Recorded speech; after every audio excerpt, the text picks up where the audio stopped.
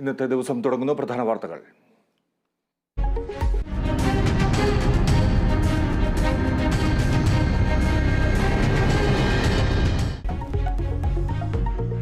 മഹാരാജാസ് സംഘർഷത്തിന്റെ കൂടുതൽ ദൃശ്യങ്ങൾ പുറത്ത്. ഫ്രട്ടേണിറ്റി പ്രവർത്തകനെ ആംബുലൻസിൽ കയറി SFI പ്രവർത്തകർ മർദ്ദിച്ചു. ആക്രമണം പോലീസ് സാന്നിധ്യത്തിൽ. SFI നേതാവിനെ കുത്തിയതിൽ 15 പേർക്കെതിരെ വധശ്രമത്തിന് കേസ്.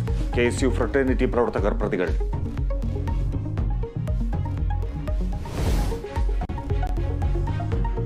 മുഖ്യമന്ത്രിയുടെ മകൾക്കെതിരെ കേന്ദ്ര ഏജൻസികളുടെ അന്വേഷണം വേണമെന്ന് പ്രതിപക്ഷം. എക്സാലോജിക്കിൽ മുഖ്യമന്ത്രിയുടെ വാദം പച്ചക്കള്ളമെന്ന് തെളിഞ്ഞെന്ന് VD സതീശൻ. നടന്നത് അഴിമതിയും കള്ളപ്പണം വെളുപ്പിക്കലുമെന്ന് പ്രതിപക്ഷ നേതാവ്.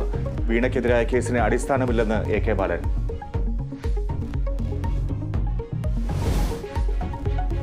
അധ്യാപകന്റെ കൈപ്പത്തി വെട്ടിമാറ്റിയ കേസിൽ തിരിച്ചറിയൽ പരേഡ് പൂർത്തിയായി. പ്രതി സവാദിനെ പ്രൊഫസർ TJ ജോസഫ് തിരിച്ചറിഞ്ഞു.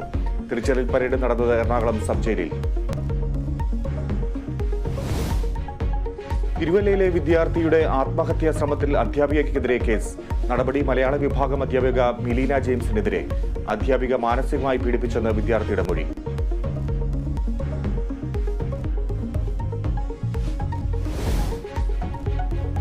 കുർബാന തർക്കത്തിൽ വിമതർക്ക് മുന്നറിയിപ്പുമായി സിറോ മലബാർ സഭ.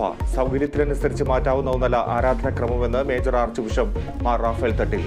സഭയും ആരാധനാക്രമവും അനുശാസിക്കുന്ന രീതിയിലാകണം കുർബാനയെന്നും ആർച്ച് ബിഷപ്പ്.